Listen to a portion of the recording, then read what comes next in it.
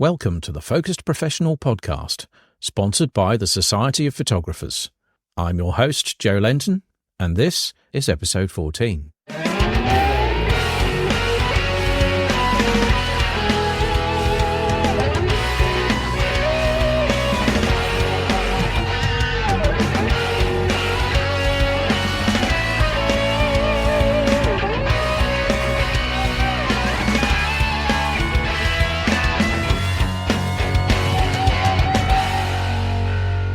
Welcome to the Focused Professional Podcast.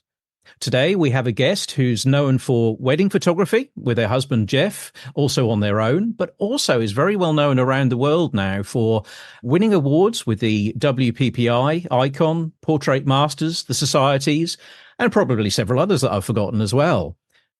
I'd like to introduce you to Rachel Owen. Hello, Rachel. Hello, Joe. Thank you for having me. It's a pleasure to be able to have you on the podcast and talk a little bit about your work. I've really enjoyed being able to be introduced to it as a judge, particularly your composite work. How much of your sort of work is balanced on towards that now? Because I know you do the weddings as well. What's the sort of spread for you when you do your work? Yeah, so I have a mix. Like I try to do at least a personal project a month because that just keeps me refreshed and going for other things. But a lot of people don't know, well, up until COVID, my husband and I shot about 65 weddings a year. Post-COVID, we've kind of pivoted from that. And just because that was so scary, like in 2020, when we had to reschedule 65 weddings, it was just the most stressful thing in the world. Mm-hmm. So we still do weddings, but when we stopped our advertising because of COVID, we never started it up again. So what I've moved into now, which was kind of a natural transition, I had a lot of women coming in during COVID asking for bridal boudoir, which was always a service that I offered. But now, well, last year I shot just under 100 sessions of bridal boudoir, just boudoir in general. And this year we're aiming for 150. So that's kind of the thing that I can guarantee makes us money. So I have only been a professional photographer since I graduated high school, and my husband as well. So this is the only source of income for our family.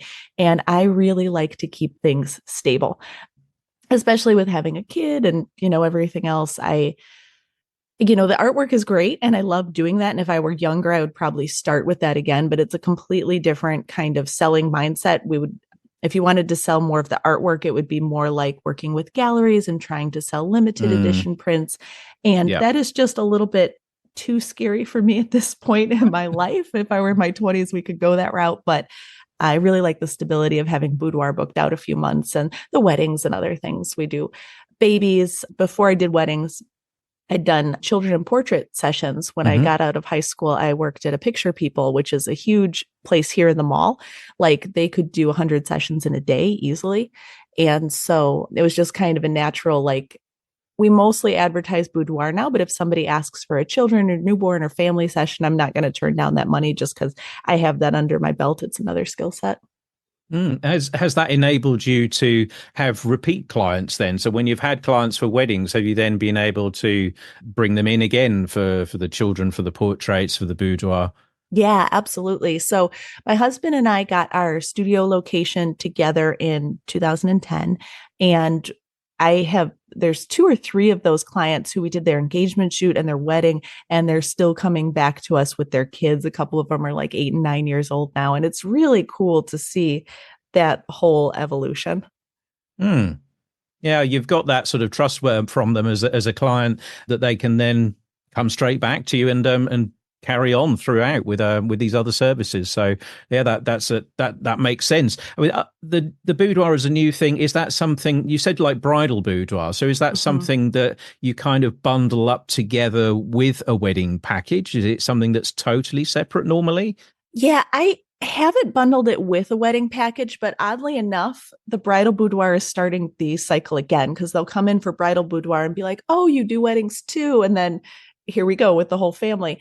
However, I'm a little bit careful because in bridal boudoir, we spend 2 to 3 hours to get 30 perfect photos, and I retouch all of those.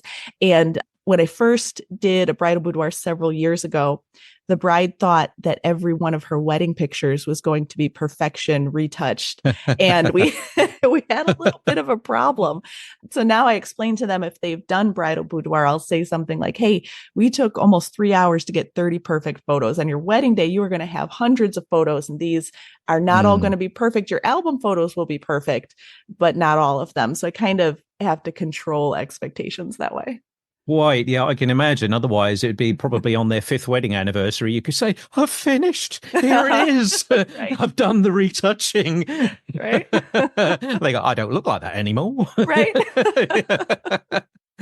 Yeah, managing people's expectations is such an important thing, whatever area of business you're in, whether it's the commercial photography or weddings and portraits, so that you can avoid those kind of potentially awkward moments later down the line. If you set out in advance, look, this is what it's going to be, then that avoids there being any awkward surprises, I think. So it's a very sensible approach. Yeah, that's key. I always say, if you can learn to talk to a bride on her wedding day and calm her down, you can handle any customer service situation. Yeah, I can imagine. Yes. Mm-hmm. Yeah. That's pretty intense, I should think, if that kicks off there. Yeah. So you went into photography from college, you said, from school? Yeah, I started out college as a music major. And when I got the job in the Picture People, it was the first time, like, I was debilitatingly shy as I was growing up. And not that like I wanted to interact with people, I was just very shy to even say things to people. And when I got the camera in my hand, it was the first time that like all my shyness went away. It was really quite like weird. And I just felt like I was really supposed to pursue this. So I changed my major within a couple weeks, and I never finished that degree. I ended up having my son, and there was like this whole college debacle. They didn't think I was going to be able to finish because I was having a baby. And I ended up getting an internship at one of the local wedding studios out here. And that's actually where I met my husband. And it's been fantastic because I've learned that photography is so much like the gear, the f-stop, the shutter speeds. None of those things have changed since photography was invented. So once you know that, especially in portrait and weddings and all the things that make us money, everything except for commercial, it's learning how to work with people. And I don't think that you can learn that the same way in a classroom. So no, there's a certain amount of just getting out there and getting on with it. You can't really do theoretical exercises for talking to a person because people are all different, aren't they? Mm-hmm. Yeah. You got to find what helps you to connect with that client, and that might not be the same as another client. So it's that experience that helps you to read people, I think. Yeah. Yeah. Yeah. And when newer photographers ask me like, oh, I'm getting a degree in photography, I try to politely steer them into, I think a business degree would be better. Like, go out and learn the people, because so many photographers fail because they can't market their business. Sadly true. Yes. Now, for the way that I like to approach business is very much sort of thinking about having a set of values, having a core motivation, or recognizing what that is. Some of us don't necessarily know what it is, but when you sort of been in business a while, you reflect on these things, and it helps to drive you day to day. It helps to make those decisions in your business a little bit easier because you've got a structure to it. Would you say that you have sort of values or a motivation at the heart of your business that you're aware of? Yeah, absolutely. I always feel like people come before profits, and that's got to be everything. And I recently started a couple years ago a little investment company with my parents where we're renting out houses. And we said at the beginning, like, people come before profits. At the same time, we're also not a charity. So, it's not letting yourself get walked over, but just understanding that I found in my life, if I focus on profits and if I focus on money, that money does not come. It is not coming to me. But if I focus on how many people I can serve, how many heirlooms I can create for families that are going to be treasured for generations, when I focus on there's a client in front of me, and rather than getting the biggest sale or prepping her for the sale, I want to focus on creating a legacy for her and making her feel empowered and giving her this great experience. Well, then the money is just a byproduct of that. I think that sometimes when business is a little bit tight, or perhaps when people are starting out, you you start to inadvertently communicate with the way that your body language and everything is, that you're starting to get a bit desperate for the cash. You know how it is with some people. You can kind of feel it. They're desperate for the sale. They're desperate for something. And that makes it worse. Yeah. In a way, being able to relax into it and for doing it for a different reason can often open the door, and the money becomes a byproduct. Yeah. Yeah. And that's huge. In 2015, I started following the Sue Bryce education model, and I doubled my sales average in the portrait studio by changing nothing other than my mindset around it and my energy. And that really, I couldn't believe it. And when she was talking about, oh, you have to change your mindset, it's in your mind, like you're attracting this. And I was like, no. And then she was right. And I'm like, okay, I guess I attracted that. So yeah, it's really, mindset is everything. It makes an enormous difference. Absolutely. So when you get up for work each day, what sort of thing helps to get you going? What sort of thing motivates you? What do you have in mind? What kind of a mindset are you trying to create for yourself? Because let's face it, we all have days where we get up and think, oh, I'd just like to roll over and pull the duvet back over for a bit longer or something like that. Or, so especially on days when it's more difficult, what do you use to motivate yourself? How do you get your mind in the right place? Yeah, that's a great question, because I will have those days where it's like, yeah, I don't want to do anything. And very often my clients will end up canceling on those days. And that bitter feeling when a client cancels, you're like, I'm not going to make money today. But at the same time, now I have the day off. So yeah, I just try to focus on, one of the phrases I say to myself often is, this person is giving me the opportunity to have my home, to have my cars, to provide for my son, to put food on the table, and they deserve all of my love and attention. And I am so lucky to be able to do what I love for a job and have it support me, that to think that, maybe I don't want this client is just ungratefulness. So I try to check myself pretty quick and just get into focusing on, I am so privileged to be able to do this job. So it's appreciating what you've got and having a service mentality then, I suppose, for you. Mm-hmm. Yeah. Yeah. I'd say that's pretty spot on. Ah, that's interesting. So you seem to get a lot of joy out of what you do. You seem to really enjoy serving people, except on those days when we'd like to be under the duvet for a bit longer. But, what sort of thing then makes it difficult for you within business? What sort of thing takes that joy away for you?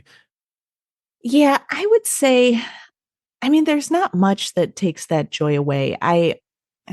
So I'll go back to past things when I used to feel like that, when I would get stressed out about things like money, or stressed out about us not being able to pay the bills, especially because it's only one business for the whole income. It's not like my husband has a different job that we could fall back on. Yeah. And also just having the burnout thing, like the burnout thing is really, that's real. And that's what we definitely started experiencing with the weddings. So COVID was almost, in a lot of ways, I see COVID as a blessing for us, in that it really made me slow down and say, okay, I don't need all of these weddings. Like, we can survive without it. And it really showed me what I was sacrificing for the amount of things that we were doing. So really, to avoid things like burnout and those things that stressed me out, I had this rule that we enacted about 5 years ago.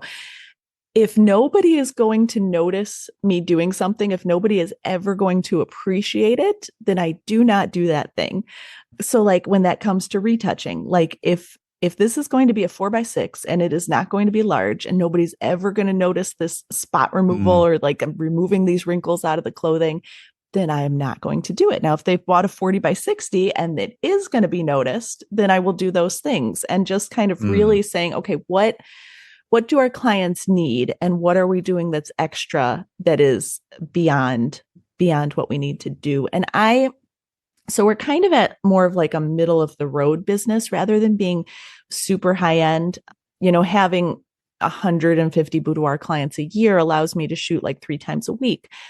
So it's just having a little bit more bulk in there where, we're not averaging super high numbers. Last year we averaged just just under $2,000 American. No, just over $2,000 American. And this year I'm going for 3,000. So it's not like these super $10,000 clients where I feel Mm. obligated to fix every little thing. So it allows me to kind of spend a little bit less effort and avoid that kind of burnout mentality. At least for me, that's what it's done. Mm. Does that enable you to keep everything in house, or do you find you need to outsource anything as a business? We outsource very, very little. So I have a makeup artist. We have a few of them on staff. They're not actually on staff. They're 1099, which means they come in just for the makeup and then they leave. So they're not like full-time employed. Okay. And we have a videographer that we have for the weddings. And we have a couple of photo booth people that we have for the weddings, but they just come in when they're needed. The one thing that we did outsource this year was our marketing. We went with a company called Studio Digital from Australia. And that has been a huge weight lifted off my shoulders too, because they just, the greatest thing is I don't even know what they're doing. And that's the way that I like it. People ask me like, well, what are they doing? How are they marketing? Like, I don't know. And I don't care. The phone is ringing. That's all I wanted. Yeah. So that's been super helpful.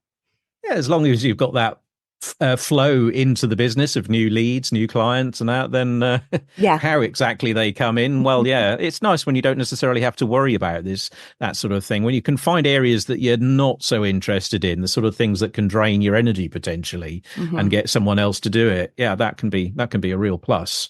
Yep.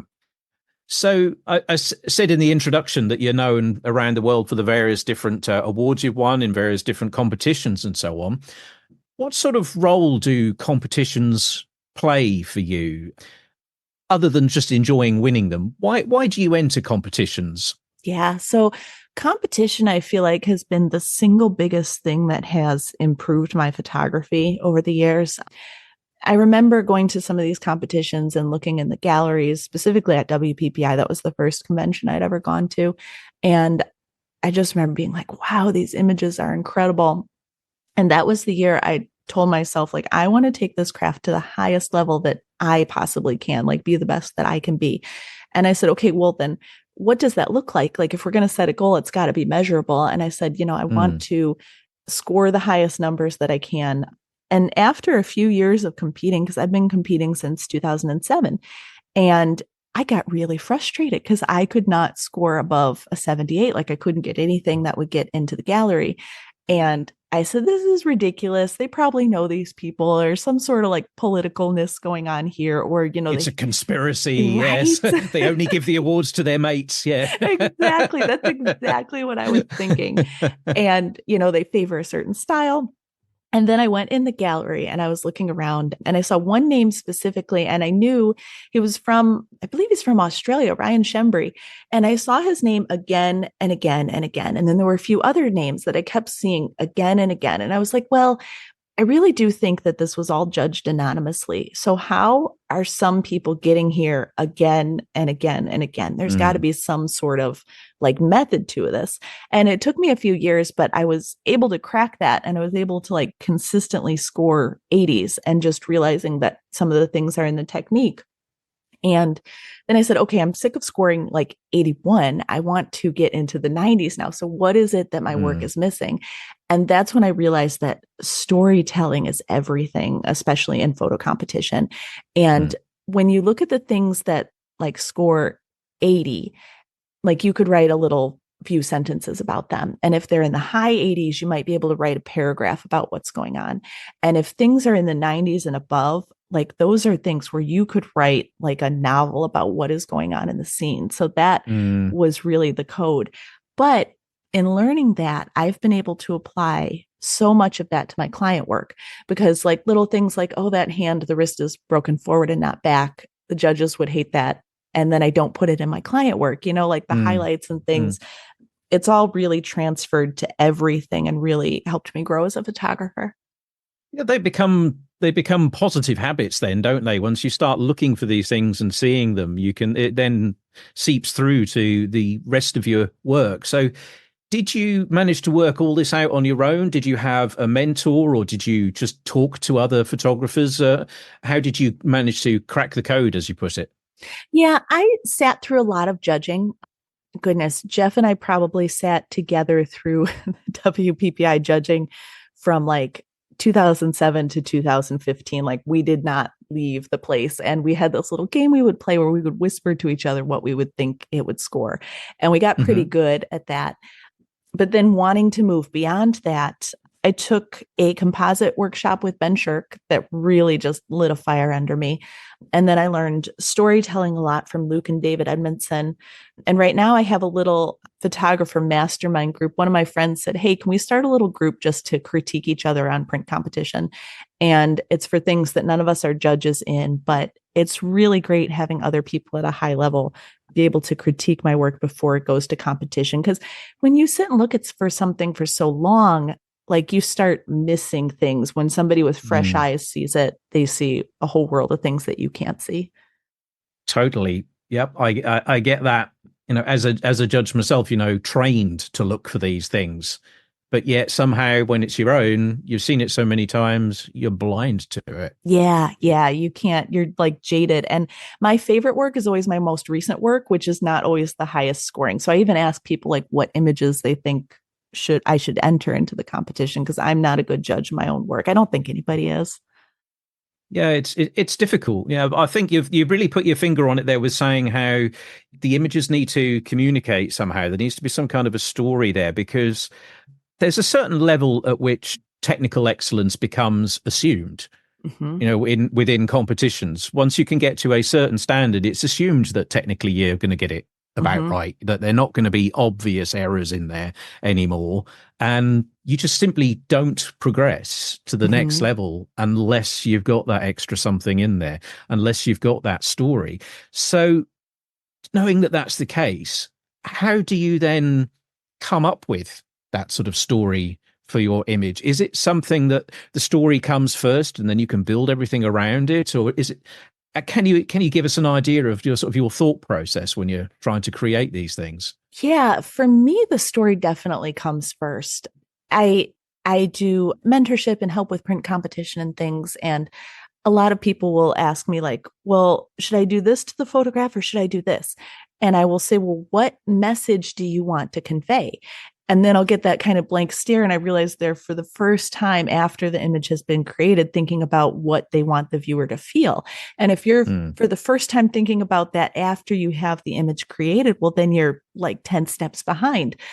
So having that story, having that focus of where I want to go, what I want the viewer to feel when they look at the image, well, then all my choices are easy, because I can look and say, well, which one gets my message across better? So yeah, for me, it's definitely story first. And I don't get my inspiration from photographers. I feel like that is what helps make my images unique and original. I look for like movies, sculpture, paintings, drawings. I like to go to the art show all the time. So just things like that. And then I will often take pictures of things on my phone. And I just have a little inspiration album on my phone that I will look at. It's got hundreds of photos in it, but I feel like I have more ideas in my head that I could ever create in my lifetime. Well, it's good to have plenty of spares. When you're creating a story or trying to get an image to communicate, for you, is it about getting someone to enter into like a kind of a fantasy world, or is it that something that you're trying to communicate a message?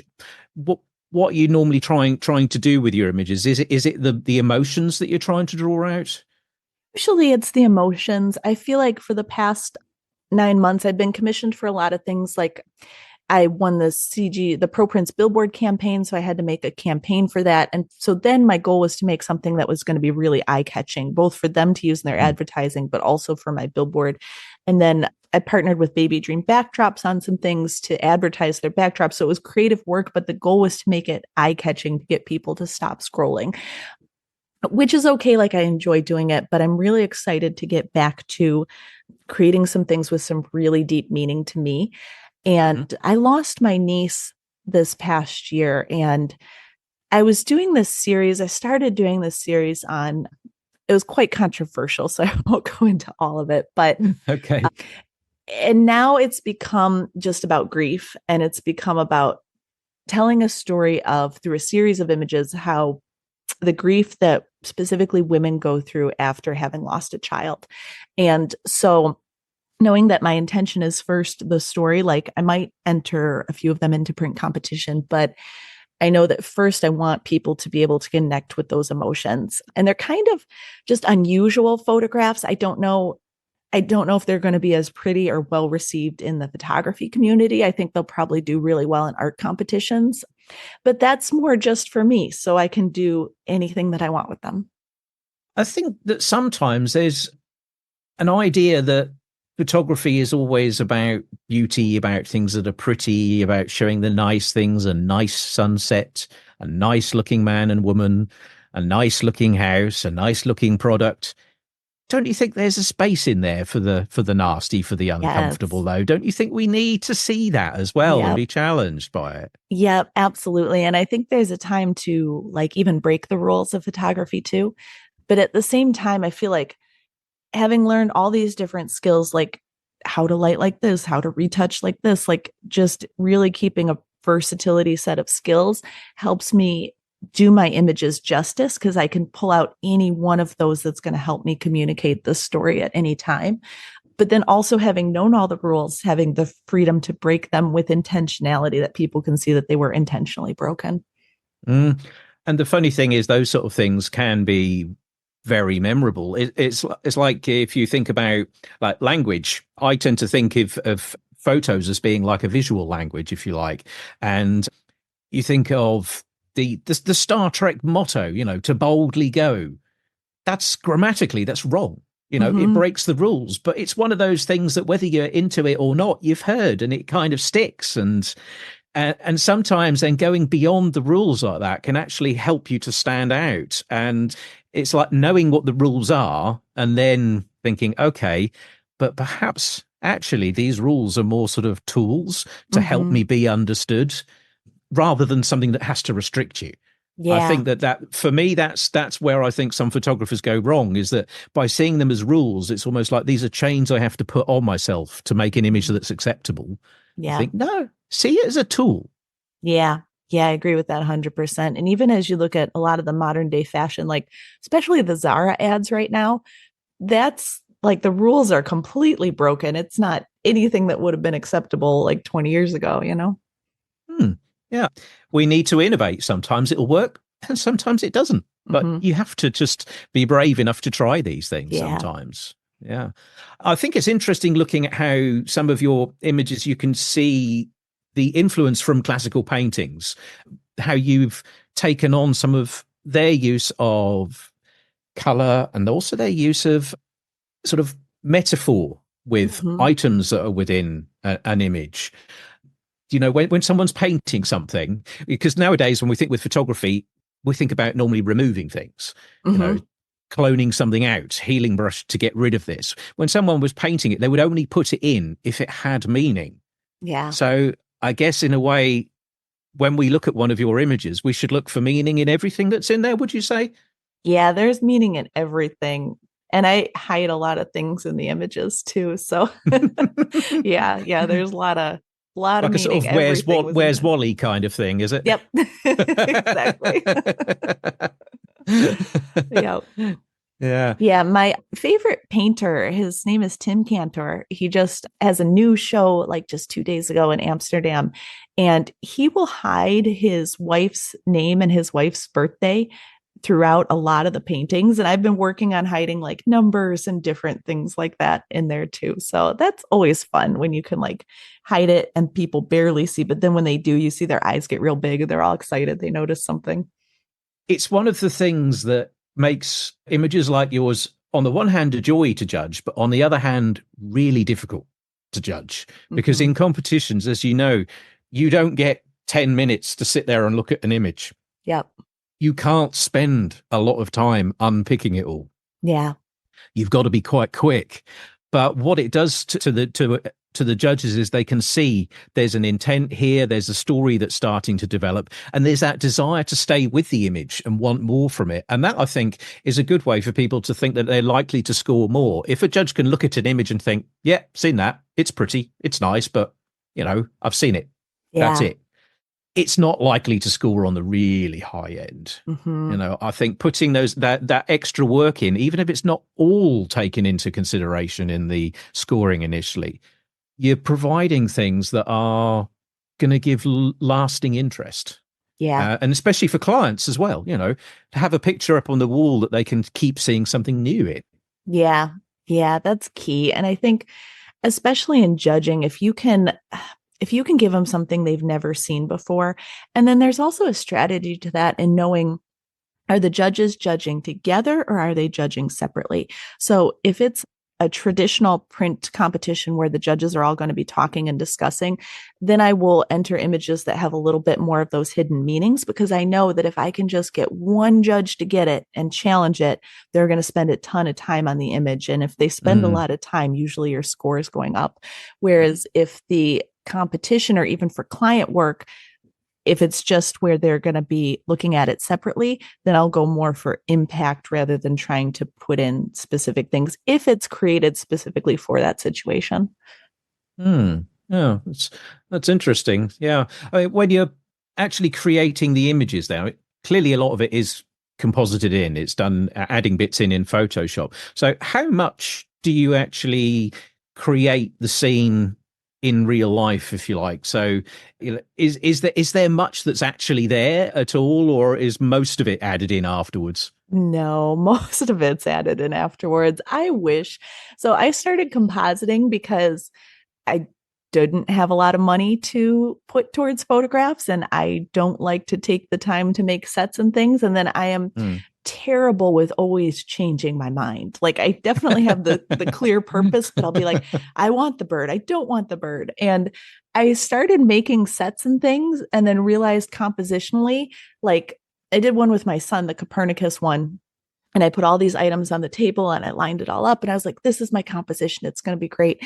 And then when I got into Photoshop, I kept moving all the things different places to try and get your eye to move around the frame. And I was like, I should have just shot these all separately, because it's harder to now cut it out and move it. So knowing that I'm like that, I would rather shoot all the things separately, because then I can tweak them just the tiniest little bit. Like 2 clicks moving an item can really change the whole dynamic of the competition, of the composition. Yeah, where things are placed and how it's leading the eye, all of this makes a difference. I think one of the reasons I asked is because you said you had some sort of influence from the Edmondsons, Mm-hmm. and of course they're known for building incredible sets. Yeah. You know, Yeah. They build you look at incredible sets. And at their workshop, they had like 3 different walls that they brought in. And so my studio, it was built 120 years ago, which is very old for something here in the United States. And like, we just have one small door and the ceilings are 8 foot. So I can't even bring in walls. So that's where the compositing, I started to photograph. I've always wanted to photograph the Thorn Rooms at the Art Institute of Chicago, and they keep telling me no. But that was my thought, is like, I can't travel to these great places or build these sets. If I start photographing things in miniature, then I can create them myself. But then I saw Ben Shirk's work, and he doesn't photograph miniature. He just takes photos of all his travels and he puts it together, which is amazing. So when you're photographing things that you may use for a composite image like that, how much sort of notes and that are you taking? Because one of the things that can make or break a composite image, of course, is, does the focal length and the lighting match up everywhere? So when you're shooting your own sort of stock library, if you want to call it that, Yeah. how nerdy are you about making sure all the settings are the same, or do you go twisting things around and distorting them in Photoshop? Yeah, I wish I could be nerdy where I didn't have to twist and do things in Photoshop. I end up having to do it a lot. But I do have a couple rules when I'm out shooting stock photography. So I have my spider holster, which is what allows me to be able to take my camera so many places. And I try to keep the lens millimeter 50 if I can. A lot of times the museums and places I've had to go like even wider. But what I will prefer to do, if there's not too many people like on the sides of me, is that I'll take a shot and then move over and go all the way around, like to stitch them together. So Oh take a yeah. shot to the left, up, right, down, and get a whole circle.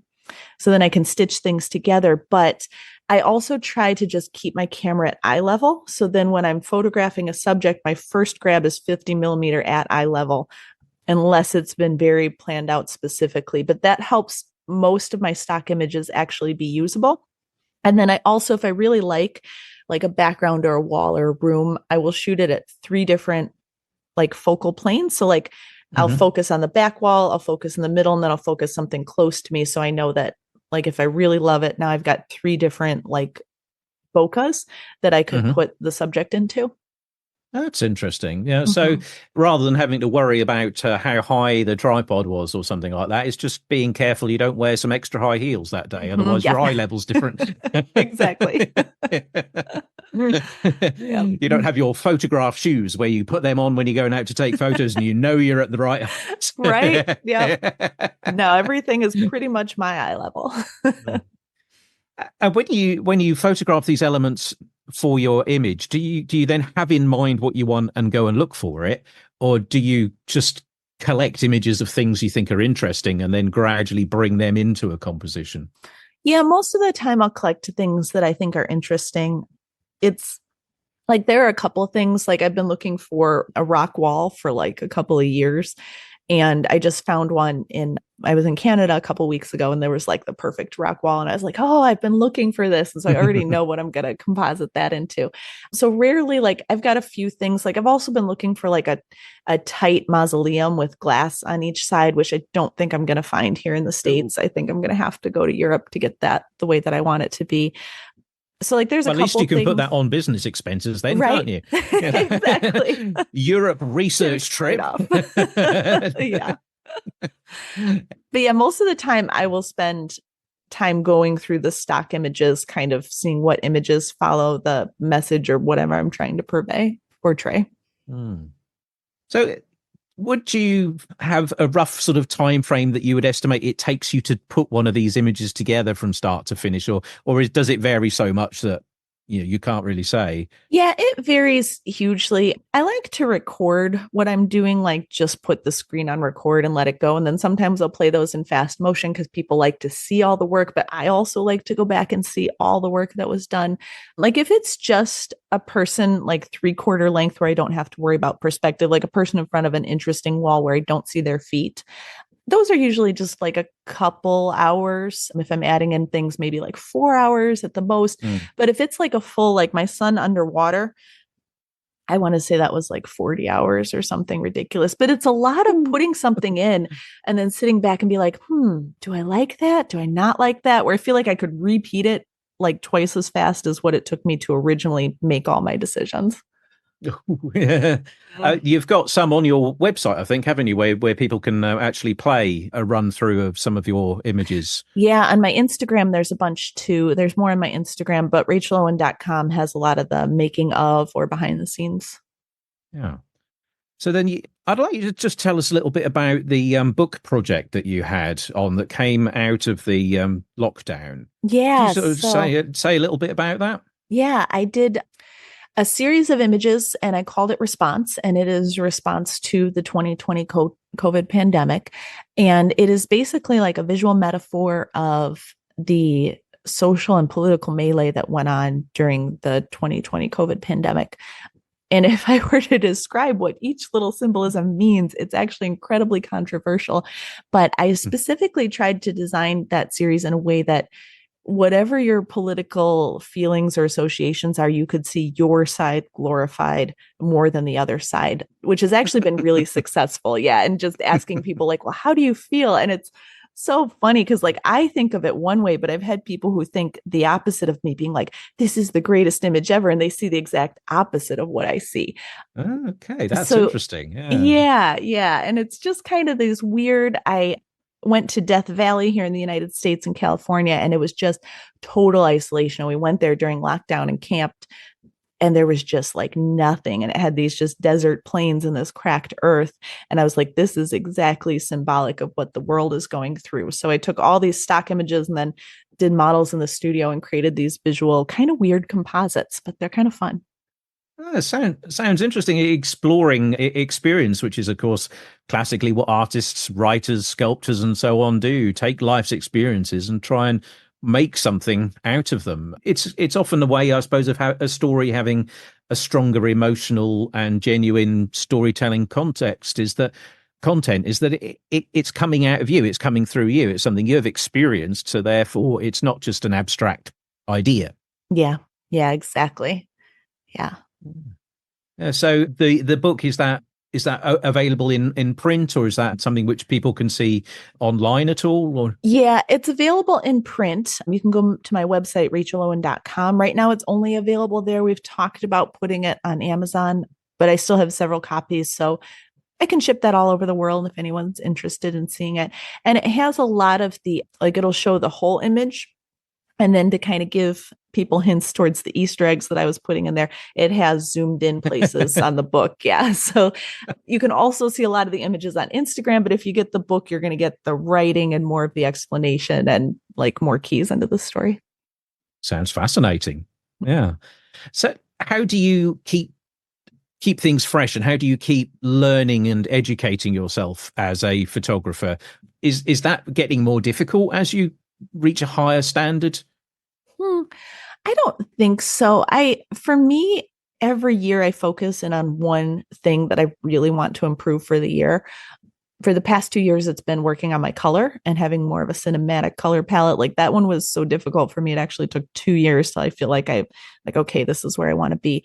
And then before that, it was compositing and just different things. But this year, my focus has been really going back to creating images with significant meaning. I feel like I've been commissioned to do so many things that are eye catching. I'm like, I want to go back to creating things that have real, like the book that I made for COVID, real deep meaning. So that's kind of my focus this year. But yeah, I feel like there's always like, I remember being younger and thinking like, oh, when I get this and this and this, I will have arrived. And I've achieved most of those goals now. And I'm like, I don't feel like I've arrived. Like, I don't feel like I'm this great photographer that I always wanted to be. Like, there's so much further to go. So I don't think I'll ever stop learning. That's the funny thing, isn't it? You never do arrive. I think it's the danger is if you think you have, Yes. then you stop learning and you stop doing new things. Yes. That's the That moment you're sliding back down is when you think you've arrived. Yeah. Yeah. So as a warning to anybody out there who thinks they might be getting there. So with your images with meaning, creating stories around images, is it something that you like to do? Do you like to do a body of work quite regularly? So you've done the one like for COVID. So what you're doing now, are you again working on another body of work, or do you generally work on individual projects? Yeah, I like to do a body of work because I took an adult continuing education class in 2019 at the Art Institute of Chicago. And the art teacher looked at me and she goes, "Why don't you try a series?" And I was like, "What's a series?" Like I had never even considered that as a concept. And she challenged me to do that. And all of a sudden, when I took one concept and tried to see if I could evolve it 6 different ways, but all the pictures to say the same thing and to have like a flow to the images, it really just like changed my world. And when some of these concepts are so deep, like one photo just can't do it justice. Like saying Mm, it 6 different ways or 12 different ways or whatever really resonates with people differently, but it also solidifies things in my mind. Because sometimes I'm like, I can't decide if I should do this or maybe I should do this. And it's like, okay, well, I'll do this and this image, and then I'll save mm. that other idea for the next image. And if any photographers out there haven't worked in a series, especially for non-client work, I would definitely recommend trying it and see how it just changes your brain around creating concepts. And it gives you an opportunity to test ideas as well and see, well, which way resonates with people more? Yeah. How could I get this person to connect with this topic a little bit better? And if you've got a series like that, yeah, you can try slightly different approaches Mm-hmm. along the way with that. Yeah, that's interesting. Yeah, I mean, let's just rewind in your career a little bit and go back to when you were doing mainly weddings with Jeff. A lot of photographers, when they start out thinking, oh, I need to make some money, I'll do weddings. Very few of them end up where you guys did. You know, very few of them end up doing well and seeming to enjoy it, and it's all going great. There's a lot of people that start out with that and then tail off, or they do something different after a while. What do you think then it was about weddings that appealed to you and that made it work for you too? Yeah. Oh, there's multiple answers to that. So I feel like the weddings, it was easier for us to get into that because when I met Jeff and we worked at one wedding studio and then we moved to a different wedding studio and we worked for other people.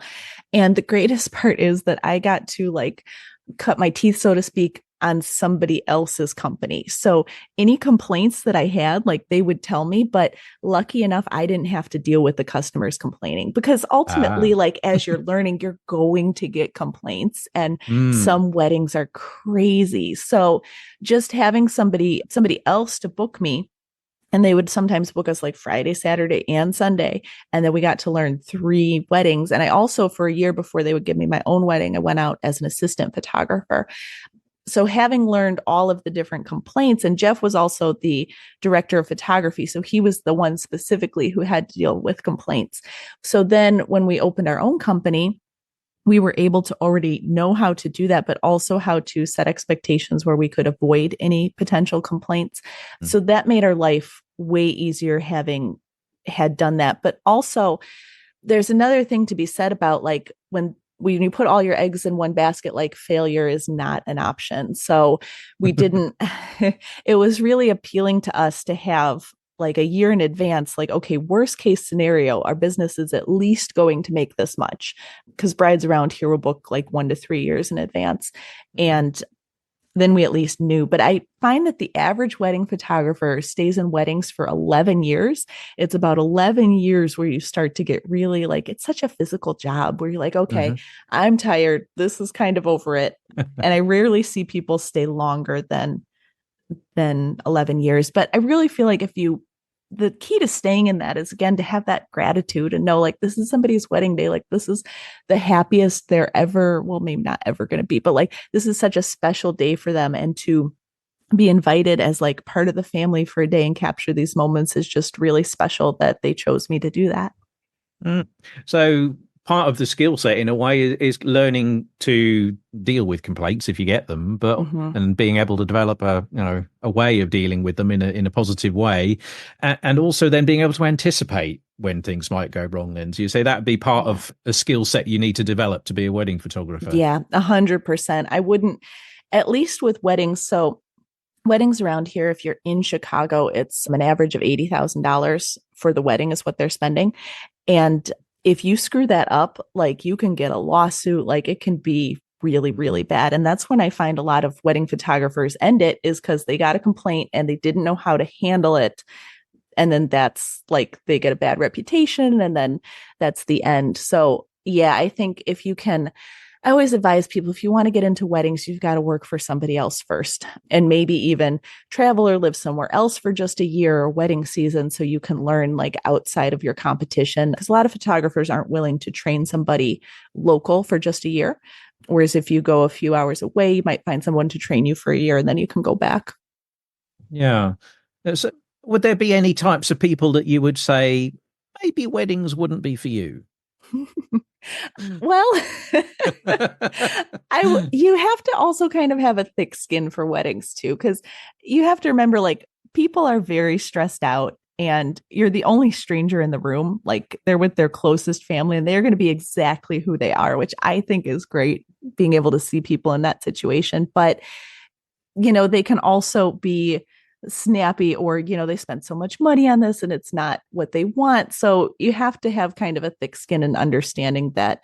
And you also have to let go of, if you're a photographer who's really like this is my style and I stay true to my style, you're not going to survive that long in weddings, in my opinion. I find that like you have to have an attitude of this is the bride's day and whatever they want. I've been hired to give them a product that they are looking for.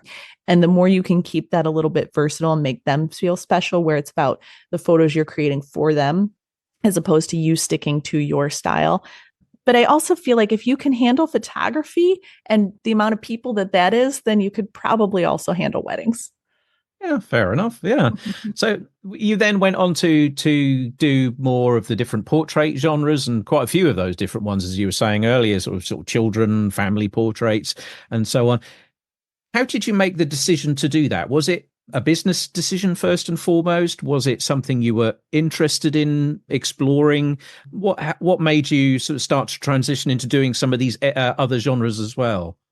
Yeah, that was just purely, being in my early 20s and needing money. So Hmm. before I got the job at the wedding studio, the first job I had was at the Picture People and then another portrait studio in the mall where we did hundreds of weddings and not weddings, portrait sessions. Hmm. And there's nothing like, so we started on film cameras and we had the Mamiya six something, and it was, you had 9 frames on a shot, and they wanted 5 sellable poses in 9 frames in a 7-minute session. And that was the best education in the world because, like, you didn't push that button unless you needed to. And if you had the Mm. lowest sales average, like, they were talking to you about why your photography wasn't up to par. So that was a great education. Like, within just a few years, I'd done thousands of family portrait sessions.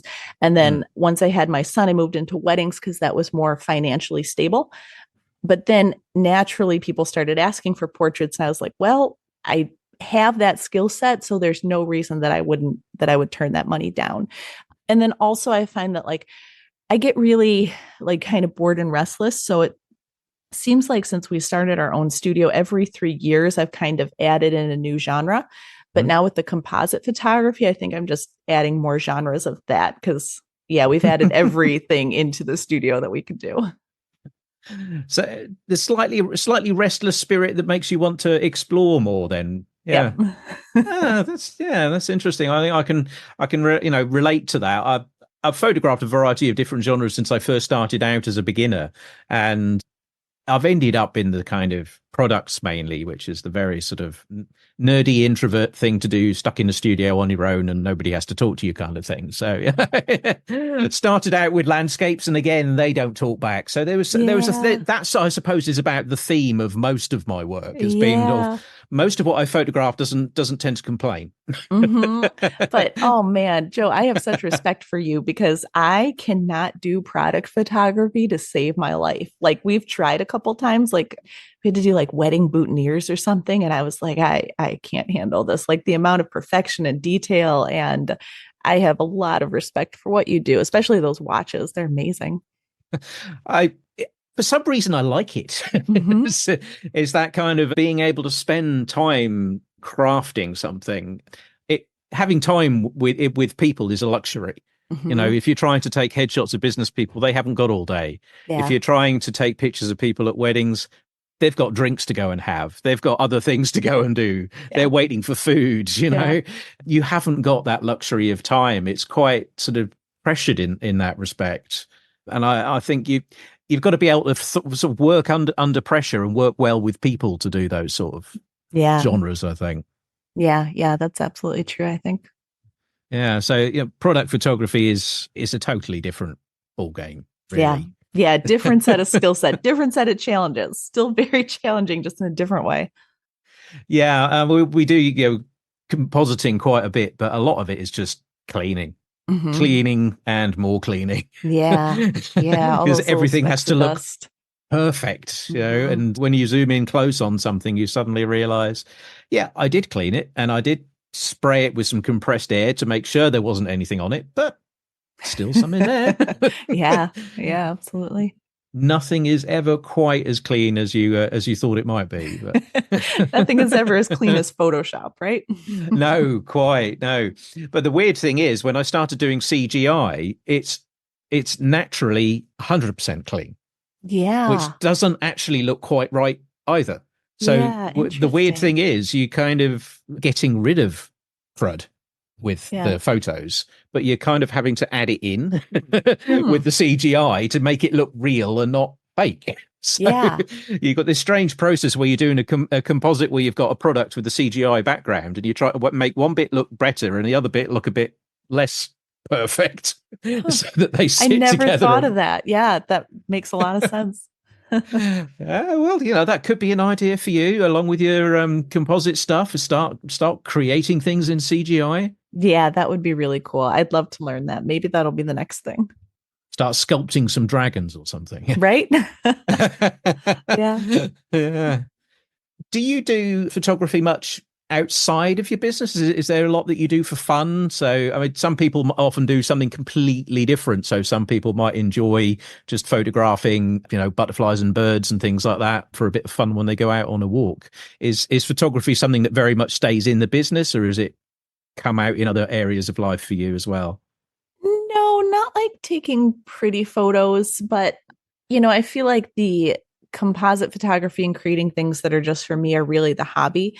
So I do have cameras a lot when I travel, especially if I'm never going back to that place, but it's never just to like have a nice memory of this place. It's always just for stock photos that I can use to create something really cool later.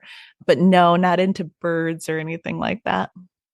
So does that mean you don't have many family photos either then? Because a lot of people, when you see them on traveling, they take pictures of each other, often in the way of the landmark they were trying to photograph. Yeah. It can sometimes be the photographer's curse. So you turn to your husband or your wife and you say, "Get out of the way! I'm trying to take a nice photo of it." It's funny because I am like, if I'm going to take a photo like a portrait of a person, like I want the good light and the long lens and I need the reflectors and all the stuff. And I'm either like 100% or I'm like, no, just take it with the iPhone. Like the iPhone is great. We can use that. So it is one extreme or the other. And usually when we're traveling, it's all, if I want to capture the memory, I usually end up doing that on my phone because it's just more accessible. I can put it on social media right away. And yeah, that's usually more my purpose. Mm. Well, it sounds like you've got quite a lot going on with your photography and your creativity. It sounds like creativity just runs through your veins, really. Yeah, I love it. Yeah, it's fantastic. And where would you suggest people go if they want to see a little bit more of your imagery, if they want to get into your style and find out a bit more? Where would be the best places to keep up with the latest work? Yeah, I am most active on Instagram. That's where I'm always posting the latest things. So I'm Rachel Owen 613 on Instagram. I'm also on Facebook as well. I have my website, which is rachelowen.com. Rachel Owen, Owen, without the S. A lot of people add on an S on there, but it's just Owen. And on my website, you can find more. That's where the book is available for purchase. I have different things like image critique. If someone wants an image critique before a competition, I also have like private mentorship where I can help guide people to create a whole image. And I'm doing my first workshop this coming August. It's going to be August 11th through 14th here in the Chicago area. We're just out in the suburbs, so it's not nearly as expensive as actual Chicago. But that is going to be all about how to tell a story through photography. And it's not going to have a ton of Photoshop or anything, more just like how you can use color to convey a mood, expression, composition, just different ways to communicate specific messages. That sounds great. Yeah. Really interesting. And that's information about that. Is that available on your website as well? That's available on my website, rachelowen.com as well. Yeah. Well, it's been really great talking to you, and thank you so much for sharing your thoughts and your story with us. Thanks, Rachel, for being willing to be on the podcast. Joy. I really always love talking to you. That's great. Thank you very much. And thank you, everybody, for listening to the Focus Professional podcast. Get connected, trained, supported, and qualified with the Society of Photographers, sponsors of the Focus Professional podcast.